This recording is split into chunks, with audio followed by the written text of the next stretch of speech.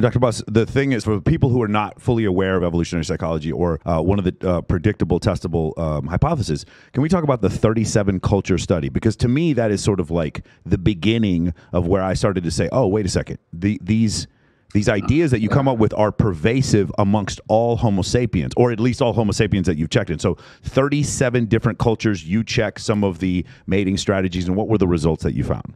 This was a study of 37 cultures. It took a long time to do this study, by the way. It's a lot easier to do studies nowadays, but at that point, it took about 5 years. And the 37 cultures included huge diversity of political systems, religious orientations, every ethnicity, any dimension you can think of, these cultures varied on, including, let's say, presumptively monogamous cultures versus presumptively polygynous cultures, where one man can legally permitted to marry multiple wives. So what we were interested in this study was, what do men and women want in a long-term mate? And so this initial 37 culture study focused on long-term mate selection, and really was focused on Darwin's theory of sexual selection. That is, what are the qualities that men and women want in potential partners? Because that influences your selection. Of course, what you want is not always what you can get, as Mick Jagger said, but preferences do drive actual mating decisions. And so what we found some things that were universally desired. So things like good health, intelligence, dependability, mutual attraction, and love. And these were basically universal preferences in all 37 cultures, more or less equally preferred by men and women. We found some characteristics that were highly variable in how much they were desired across cultures. And the most variable was the desire for virginity or chastity, or what we defined it as no prior sexual intercourse. Yeah, we don't have that in Las Vegas. We're not aware of that. Right. Yeah. Nor are they in Austin, in Austin or Sweden or Sweden. other cultures. Yeah. There was a lot of not much virginity at UT Austin when I was there. Yes. Yeah. But what we found is, in mainland China at the time, virginity was an absolute indispensable quality of a long-term mate. And in Sweden, it was like irrelevant. And some even said it was bad. If someone was a virgin, certainly by, say, mid-20s, this was viewed as a weird, quirky, undesirable quality. But what was the most startling to most people was the fact that we found universal sex differences.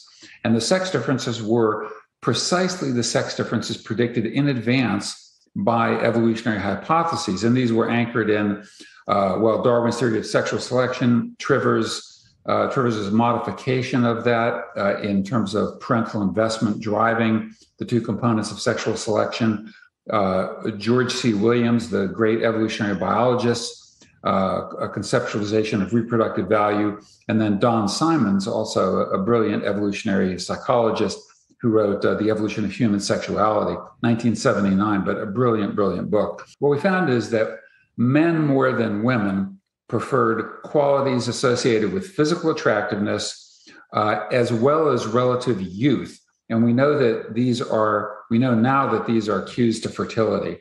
That is, fertility shows a very sharp age curve in women, peaks around early to mid 20s in our species in women, and then declines after 30, and declines rather steeply after 30.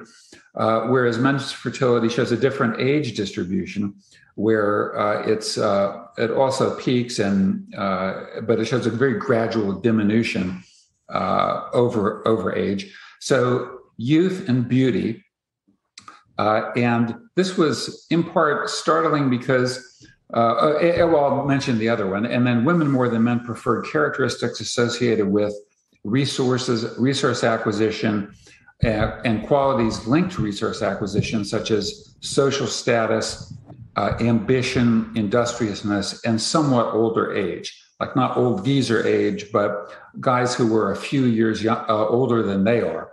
And these turn out to be universal across all 37 cultures. And what I wish is that I asked people in advance of the study to make predictions. Fellow psychologists, sociologists, biologists, and almost all of them predicted that the sex differences would not be universal, that they would be limited to Western cultures or capitalist cultures or media-saturated cultures.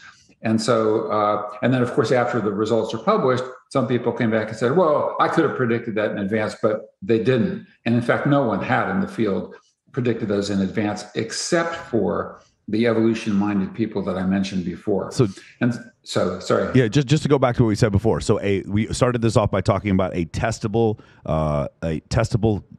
model for some testable theory. We came up with a testable theory based on evolution. You did 37 different cultures that were independent of each other. The hypothesis that you came from evolutionary studies, and it turned out to be universal sex differences, meaning your hypothesis turned out to be true, which is surprising to a lot of people. And to me, that was the first time where I heard that, and I was like, okay, wait, we might be onto something here. And what happened for me, generally, because I'm sure a lot of people have told you this before, when you first get into evolutionary psychology and you apply it to certain parts of your life, you're like, oh, this makes sense. Then when you come to this belief that evolutionary psychology is probably where most human preferences and most human behavior comes from, and you apply that to your life, then all of a sudden that makes sense also. Then when it becomes like pretty much all of your decisions, for me, I'm yet to find a situation where it doesn't make sense. Does that make sense? I'm still trying to, like, it's almost like testing the law of gravity, and you keep waiting for it to fail and it doesn't. That's how I feel about evolutionary psychology. And so I have my own coaching program,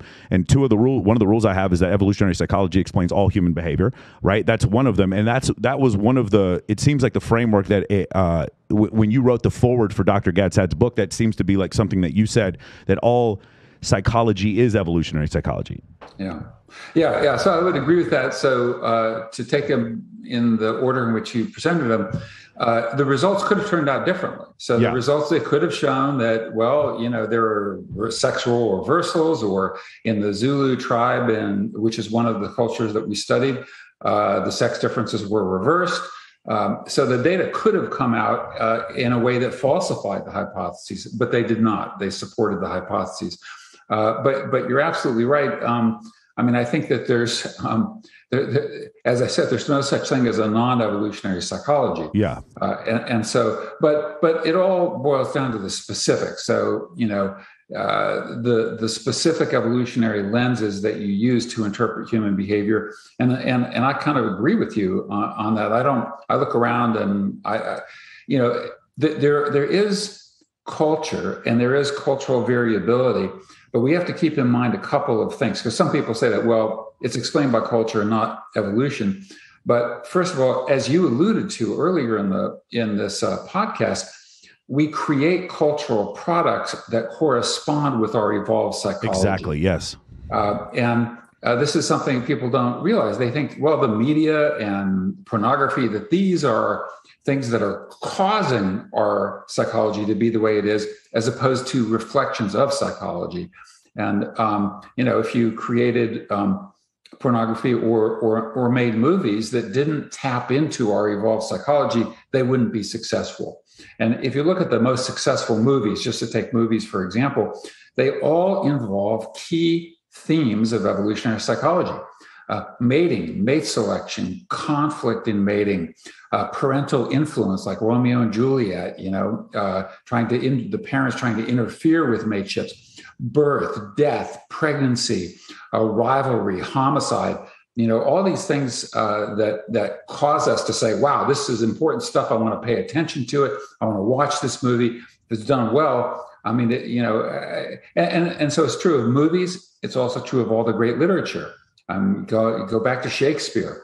Contains all these key themes of evolutionary psychology. So I guess I would agree with you. When I look out in the world and I interpret human behavior, I have all these evolutionary lenses that I interpret it through.